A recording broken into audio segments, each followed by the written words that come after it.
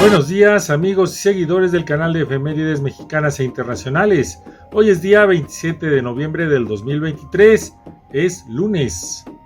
Vamos por la lectura de algunas de las efemérides mexicanas e internacionales más importantes del día. El resumen del resumen.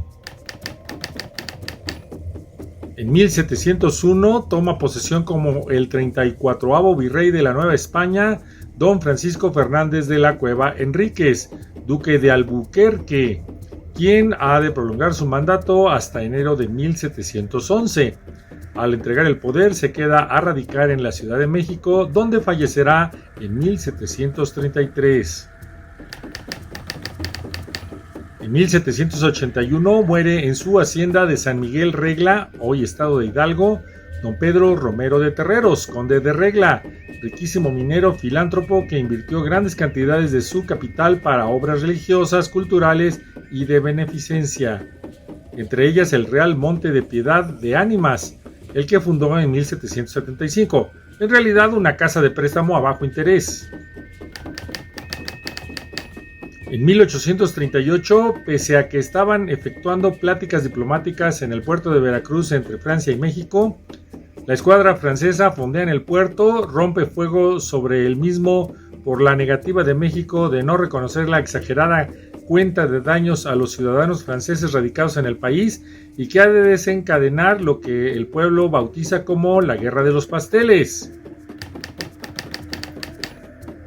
En 1911, una de las primeras medidas del presidente Madero fue la de decretar el mandato supremo de no reelección, el que hoy expide y por el que se prohíbe la reelección del presidente de la República, del vicepresidente y de los gobernadores de los estados.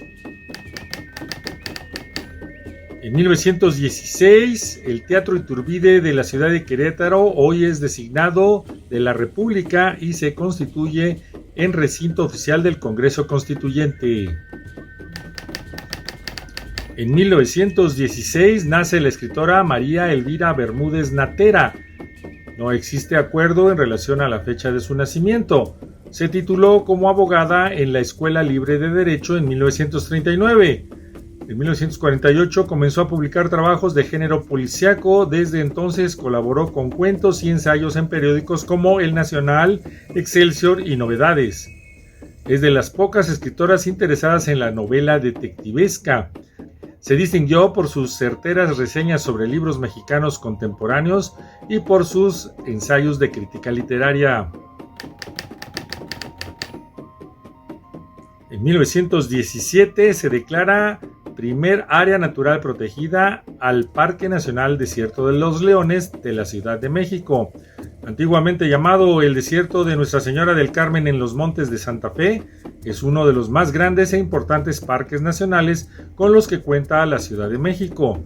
Se encuentra en la alcaldía de Coajimalpa de Morelos y tiene una extensión de 1,866 hectáreas.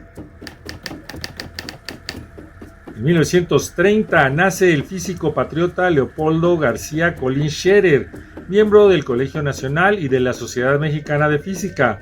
Sus líneas de investigación abarcaron la materia, la modelación ambiental y la teoría de las fluctuaciones. Él muere el 8 de octubre del 2012. En 1942 nace el narrador y ensayista mexicano Federico Arana, ganador del premio Javier Villaurrutia 1973 y el de poesía por la Universidad Internacional de Santander, España. Destacó también como pintor y caricaturista, además fue compositor de la música de varias películas. En 1976 fallece la bibliotecónoma Beatriz Peniche Barrera de Ponce. En 1913 se graduó de maestra normalista. Aficionada a la poesía, ese año colaboró en la Revista de Yucatán. Durante su juventud se dedicó al magisterio y a la organización y cuidado de bibliotecas. En 1915 participó en el primer congreso pedagógico efectuado en Mérida. Fue directora de la Biblioteca Central Estatal Manuel Cepeda Peraza. Intervino en congresos feministas. Ella había nacido en 1897 en Mérida, Yucatán. En 1983 muere el dramaturgo y narrador patriota Jorge Ibargüengoitia, uno de los representantes de la literatura nacional contemporánea, autor de La Ley de Herodes, Sálvese quien pueda y Los Relámpagos de Agosto, entre otros libros. Nace el 22 de enero de 1928 en Guanajuato, y al respecto de él te dejo en la parte de abajo una liga para que leas su semblanza, algunos datos extras aparte de los que te estoy mencionando aquí y otra información muy interesante. En el ámbito internacional te mencionaré algunas efemérides.